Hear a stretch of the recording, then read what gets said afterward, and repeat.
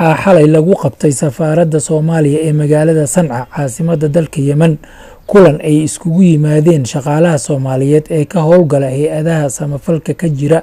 dalkan Yemen. kulanka oo uu goobjoog ka ahaa siyahayaha safaaradda Soomaaliya Mudane Cusmaan Axmed Maxamed iyo sidoo kale shaqaalaha ka howlgala safaaradda Soomaaliya ayaa waxaa looga hadlayay sidii ay safaaradda iyo hay'adaha samafalka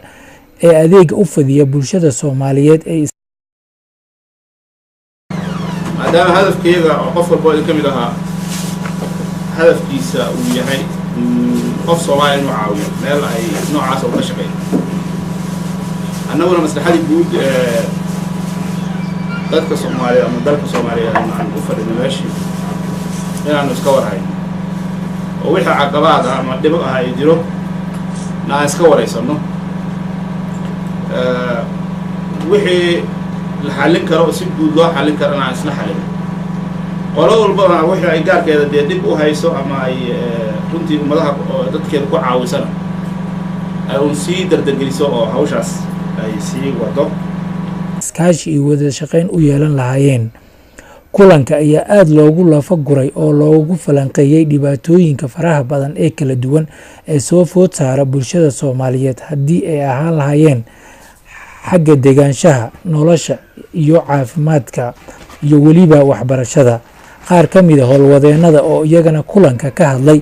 ayaa tilmaamay dhibaatada bulshada Soomaaliyeed ka haysata helitaanka kaarka aqoonsiga qaxootiga, warqadda guurka iyo weliba warqadda dhalanshada iyo sidoo kale helitaanka gargaar bani'aadanimo. hal caqabad oo aad u culus oo ah yani carruurta ilmaha dhameeyay jaamacadaha oo wax walba lacagtii fiigi lagu lahaay ikhlaala daraf suuqiyey oo haddana shahaadada laga haysto سهل لها يصير مو لها شهادة ميلاد تاسوي في عنان هاي دتك عروض بدن بين كسكولة دك جوا صاب شهادة الآن عروض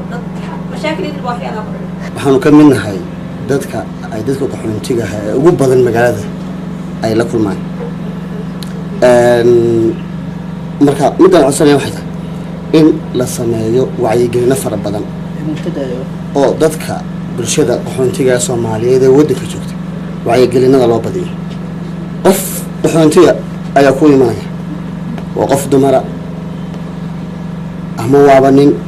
halkaas soo istaagaya wuxuu oranayaa waxaasaan rabaa dhal oo oofo dadka ugu badan ee u yimaadaan horta yani dhibaatada ugu badan ee annagu bay horta noo timaadaan haddaan ugu diganahay mushkiladan socota waxa weeye horta documentationka bidaaqadda waxa weeye hadda la yiri qofku waa inuu dhiig soo maraa oo inuu soo maraa markii sheekh alxaare yani qofka ugu badan waan kala hadlay UN-ka maalintii dowladda shirkada ugu dameeyay yani ninka haysta walaya wuxuu soo ku dhigay qofka kaliya ilaa 8 kun baa ku baxay waa 16 jir laga bilaabo ilaa 50 jir.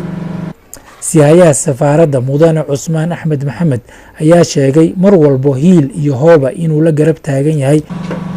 noocyada kala duwan oo ka shaqeysaan hay'adaha kala duwan ka shaqeysaan oo noocyadooda kala duwan runtii kulli waa wax loo baahan yahay mid aan loo baahnayn miyaan weliba qaarkood waxaan u nahay dhibaatooyin xaal caafimaadka aad baan ugu baahannahay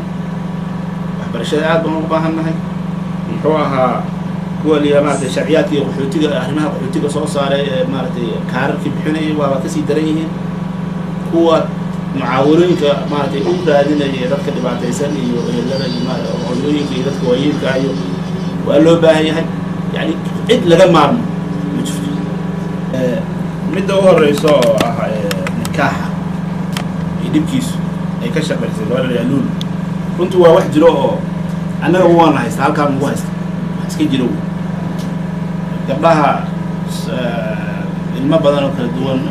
dumar dhalay oo laga aabbayaalkooda ay kala duwan yihiin marka mararka qaarkood aadan hubsan karin xitaa inay wada dhashayin kale gabadha inay wada dhashayin kale mushkiladaas marka muddo dheer bay jirtay markaan dib idiin xasuusiyo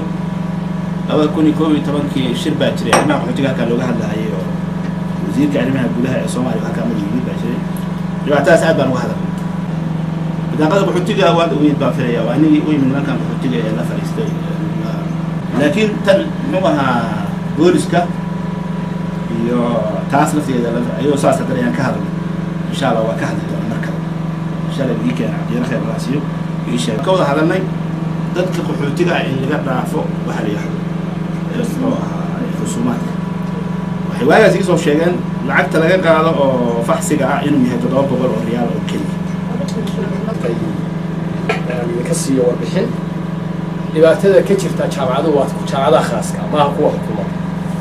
horta taa la socdo oo arrinta shahaadada weliba ku saabsan waa qaraar soo baxay